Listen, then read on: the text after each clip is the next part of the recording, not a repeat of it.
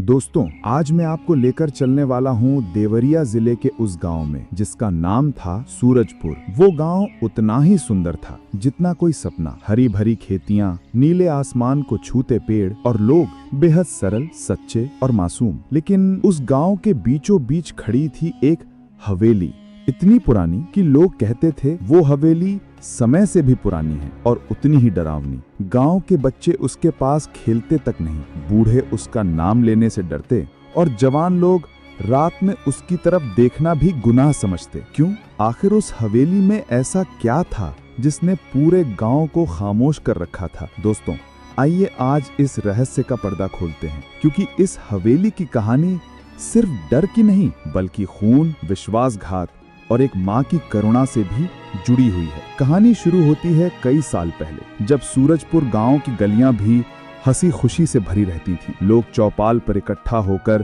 किस्से सुनते और बच्चे उसी हवेली के आंगन में खेला करते। हाँ, कभी ये हवेली भी जीवन से भरी हुई थी। उसके झरोखों से रोशनी निकलती थी, दीवारों पर रंग रंग के चित्र उकेरे थे और उसकी चौखट पर हर समय मेहमानों का आना जाना लगा रहता था। लेकिन फिर एक रात सब कुछ बदल गया। उस रात ने न सिर्फ हवेली को बल्कि पूरे गांव की तकदीर को बदल दिया। और दोस्तों, यहीं से शुरू होता है शापित हवेली का वो अध्याय जिसने सूरजपुर के हर इंसान के दिल में डर और सन्नाटा भर दिया। दोस्तों, वो रात बाकी रातों से अलग थी। आसमान पर काले बादल छाए हुए थे, तेज हवाएं पेड़ों को ऐसे झंझोर रही थीं मानो धरती से जड़ से उखाड़ फेंकेंगी। और अचानक बूंदाबांदी शुरू हुई जो धीरे धीरे तूफानी बारिश में बदल गई। गांव लौटते हुए दो भाई विक्रम और धीरज भीगते भीगते बदहवास हो उठे।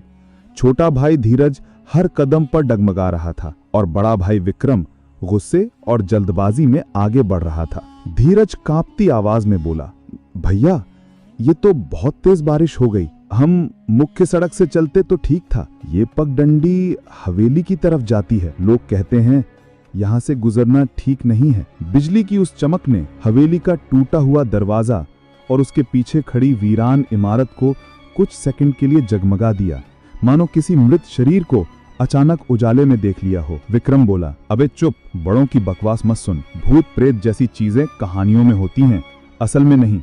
और ये रास्ता छोटा है और बारिश से बचने के लिए हमें यहीं से जाना होगा। लेकिन जैसे ही दोनों हवेली के पास पहुंचे, अचानक बारिश थम गई, हवा चुप हो गई और पूरी दुनिया पर छा गया एक भयानक सन्नाटा।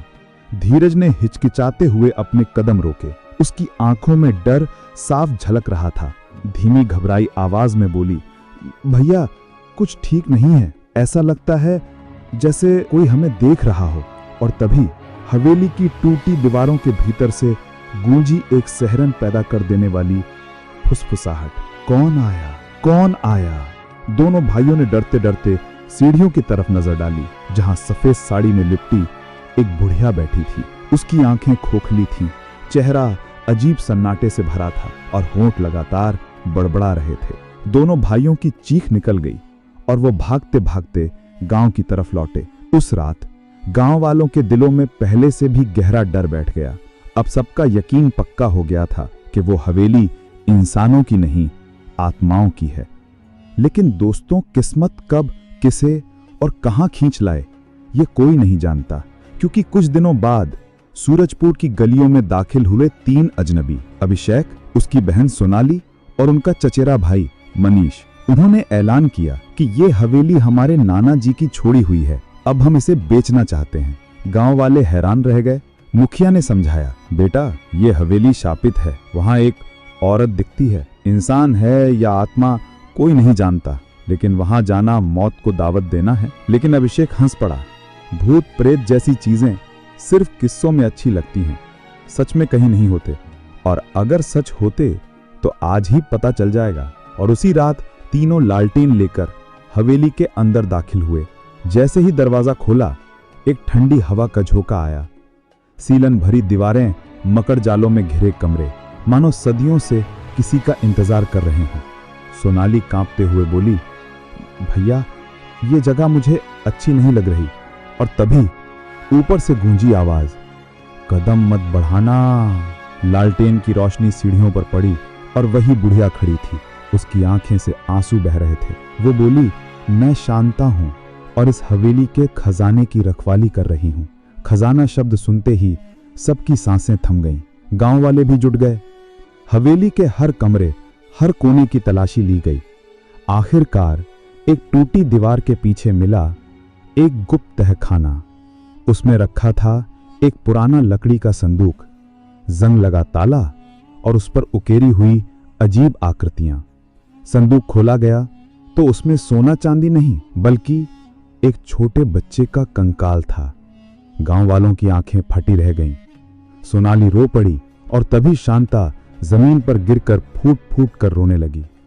उसने सच बताया। वो शांता थी, एक मां जिसके पति और देवर ने तांत्रिक की बातों में आकर अपने बेटी को जिंदा दीवार में चुनवा दिया, क्योंकि उन्हें डर था कि बेटा बड़ा होकर उनकी दौलत छीन लेगा। शांता ने सब कुछ खो दिया। बदले की आग में उसने पति और देवर की हत्या कर दी, लेकिन बेटे की अस्थियां वो कभी नहीं छोड़ पाई। वो संदूक उसके लिए सोना चांदी नहीं बल्कि उसका अनमोल खजाना था। दोस्तों सोचिए, एक मां कितनी टूटी होगी जिसने अपने बच्चे की हड्डियों को ही खजाना बना लिया। गांव वाले रो पड़े। सबने मिलकर उस बच्चे का अंतिम संस्कार किया और हवेली को बदल दिया एक विद्यालय में। बाहर पट्टिका लगी, शांता बाल विद्यालय, एक मां की याद में। दोस्तों, ये कहानी हमें यही सिखाती है कि बेटा हो या बेटी, हर संतान अमूल्य है।